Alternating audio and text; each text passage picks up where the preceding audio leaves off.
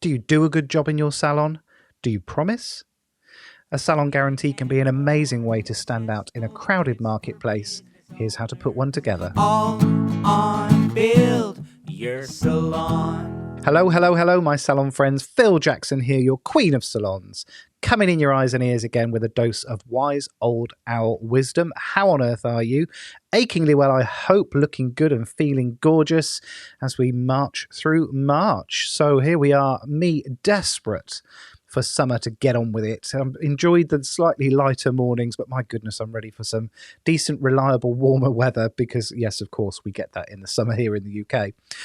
Today's topic is salon guarantees, and it's a really important tool that not only, I think, helps you stand out in your marketing as something slightly different, it certainly makes a new client decision a little bit easier and takes a bit of the risk away, or the perceived risk as far as a new customer is concerned. But actually, a guarantee can inform your entire strategy. Heck, it can make differences in so many different ways in your salon business.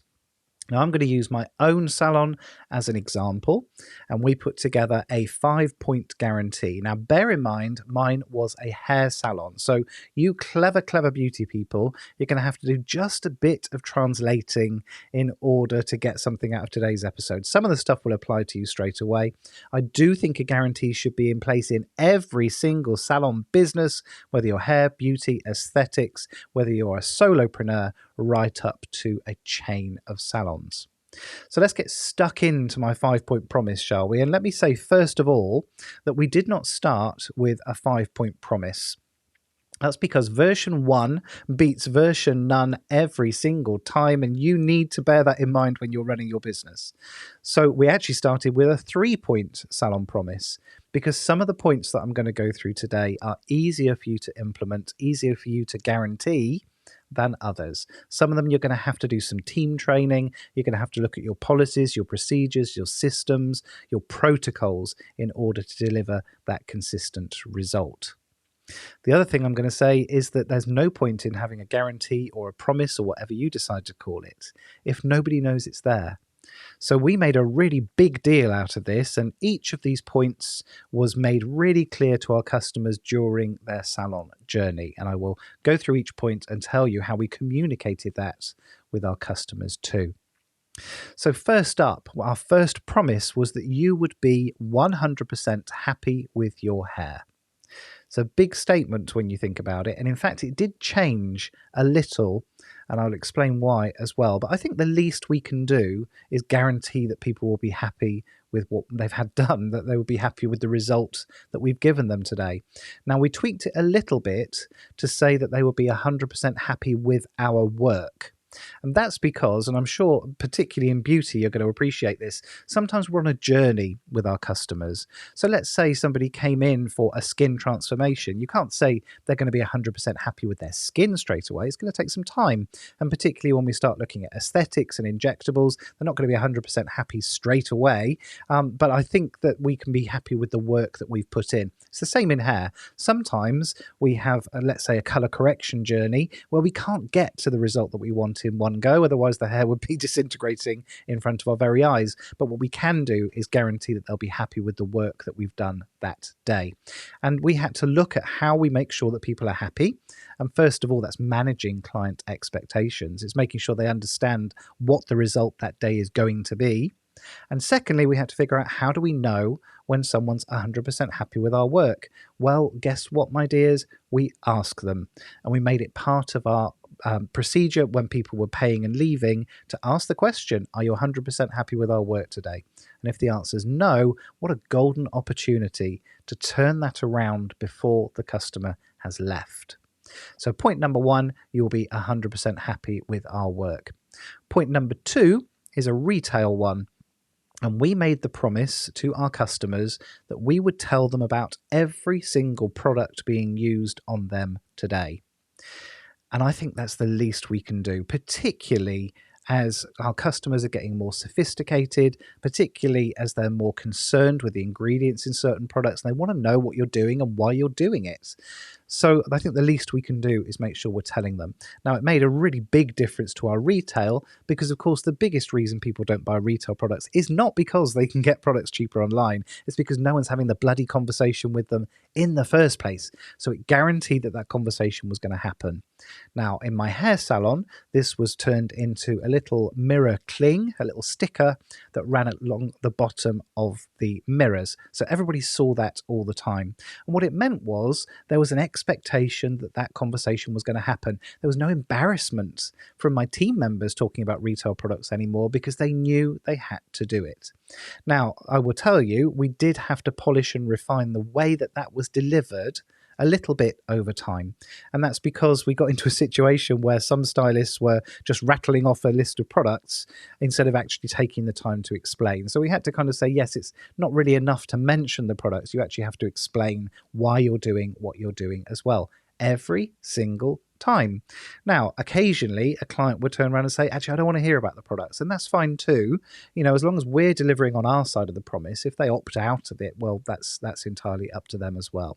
So point number 2 was we would tell you about every product being used on you today.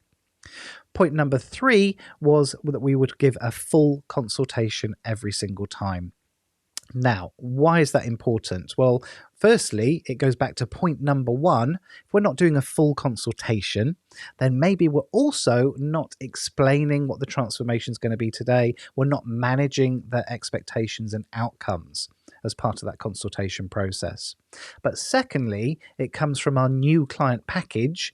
I don't know if I've done an episode on the new client package. If it's interesting to you, reach out, let me know, phil@buildyoursalon.com. But we have an extended appointment as part of that new client package, which means we've got time for a full consultation. The problem is, after 2 or 3 visits, there is a temptation to kind of whiz through the consultation and, same again, is it? Or just the ends off, or just a trim and tidy. And that isn't enough if we're going to manage the long-term loyalty of our customers, because most people leave us not because we've done a shitty job, my dears, it's because they've got bored with what we're doing.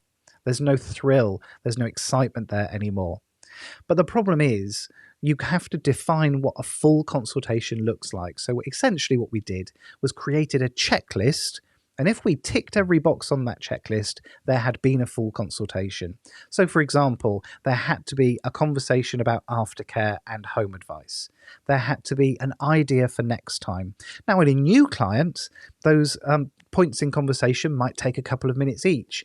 With an existing client who's coming in very, very regularly, we're going to get through those points much, much quicker. But we have to hit those points. Because then if someone says, actually, I'm not sure I had a full consultation, we can say, did they give you an idea for next time? Did they talk about home care and aftercare? Did they talk about lifestyle? If we ticked all those boxes, then yes, you did have a full consultation, even though it may have just taken a couple of minutes. Point number 4 on my promise is around upsell, and particularly in the hair salon, it was around conditioning treatments. Now, we're very lucky in hair because we have this little device called a conditioning treatment, which can revolutionize your salon finances, and I'm not even exaggerating. So a conditioning treatment is basically, instead of a conditioner put on at the basin, we do a treatment. You get a longer massage sometimes, and we can target a particular hair need, and it's an upsold service. Normally, it's something that people don't always book ahead, but it's something very easy that any member of the team can upsell on the day. Now, traditionally, in my salon, we did maybe 2 conditioning treatments a week, normally when we were running late. So we would say, I'll just explain to my lady that I'm running a little bit behind and give her a conditioning treatment to keep her happy. So we weren't even charging for those conditioning treatments anyway. We put this promise in where you would be offered a conditioning treatment every single time, or you don't pay. Oh my goodness, literally day 1, we started making more money, because the reason people weren't having conditioning treatments again is not because they didn't want them, it's because nobody was asking. So by consistently asking every single customer, straight away we started selling treatments. And a conditioning treatment, even a cheap conditioning treatment, is adding £10 to your average bill. Some of the more sophisticated treatments could be adding £35, £40, £45 to your average bill each time. Incredible impact. And we literally added thousands to our salon turnover just by asking that simple question without finding a single extra customer. The other thing it makes really clear for your team is that they have to have that conversation, but also they get used to hearing the word no. Suddenly they start disconnecting from whether someone's taken them up on an offer or not. They're not so emotionally invested in the outcome, which it makes selling light and easy and fun, which increases your results again. Now, some salons obviously can't make that promise that they're going to offer a conditioning treatment every time. Perhaps you've got a beauty salon, so that doesn't work. There isn't really one add-on service in beauty, or most beauty salons, that you can consistently offer. So sometimes people will swap that out for a rebooking promise. That we'll make a recommendation on when we want to see you next and offer you an appointment on the way out to make that promise instead. Now, in my salon, I knew that we had hit gold with this because I had posters made and put it next to the basin area. So each of these promises was advertised to our customers at the point of delivery of that part of the service. So the retail promise was in the chair. The conditioning treatment promise was next to the basins. And then one Christmas, we had a batch of GHD hair straighteners in their Christmas packs, and I was struggling to sell them. So we swapped out the poster for a GHD poster instead. And we carried on selling consistently those conditioning treatments. It was so much part of the way that we just do business that we didn't take a hit on those results at all. So we didn't even need the poster in the end, though I did put it back up as well.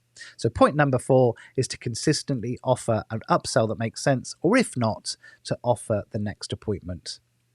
And then finally, and this was the one that took us a really long time to get in place, and this relies very much on understanding what's important to your customer avatar. Because point number 5 was that we would finish your appointment on time, every time, guaranteed, or you don't pay. Whoa, big statement, particularly in hair. And that's because I understood my customer avatar was pushed for time. I also understood that there was free parking the other side of the road from us for 1 hour. If we ran behind on an appointment, she was panicking about whether we would need to rush out and put another ticket on her car for her. So that promise was really important to my customer. Now, it might be that's not very important to your customer. The time thing may not be what switches them on, but in my salon, it was vitally important. And this is my example of how it has an impact on the way you do business. Because we had to first look at the reasons why we weren't running on time. Why were we consistently running late with some columns and some services? Was it a training issue? Was it a product knowledge issue? Was it that we just needed to kick some ass a little bit and give people a reason to run on time? Did we need to look at the timings of certain services so that we could make sure we could deliver on that promise? What we also realized was that because there were no clocks in the salon, part of the reason we weren't running on time is nobody knew what the time was. So we had to make it part of the uniform policy for our stylists that they start to wear a watch, and for our apprentices that we start to give them little fob watches that they could pin to their clothes, because we don't want them having water trapped underneath their watch strap. So it changed our uniform policy as well. Then we had to look at how we can consistently deliver. So for example, if you have one client who's running late, how does we make sure that we're not giving away service for the rest of today? So we built in little buffers into people's columns, so we had some catch-up time. Also, we said that if we were running more than 10 minutes late, we would call the next appointment and let them know, so that they would come in 10 minutes later. So we started their appointment later, but we would still be finishing on time, albeit 10 minutes later than we had planned that morning. So there was an awful lot that we had to build in before we could consistently offer to finish every appointment on time. And there were repercussions. So most of these, if we didn't tell you about your retail products, you would take them all home for nothing. So you potentially could have had people taking quite a lot of retail stock home with them. I think I've only ever had to give away a couple of services, and that was around the conditioning treatments not being offered, and that was a communication thing. The stylist thought that they was the apprentice's job to offer. The apprentice thought it was the stylist's job to offer. Quick bit of team training, and we've mopped up that little hiccup in our protocols too. So what do you think the impact is on your business? Well, all things being equal, if you're a brand new customer looking at two salons that charge the same for what looks like the same service, would you not go with the one that guaranteed all of these things as part of your visit? Would it not be the final decider, all other things being equal? I think it really would. And it meant that we had a continual program of training and development for our teams because we had a goal in mind. This informed our entire organizational values in the end. So, what do you think? What have I missed? What have you got in place? Is it something that you would implement yourself? Have I gone way off track and missed something vitally important? Reach out, let me know. phil@buildyoursalon.com. I would love to hear from you anyway. You know that I would. I would also love it if you would take 2 minutes just to leave me a 5-star review on this episode. You know, it absolutely makes my day when I count up the stars that we've got. Just 7 short days until I'm coming in your eyes and ears again. And until then, take care.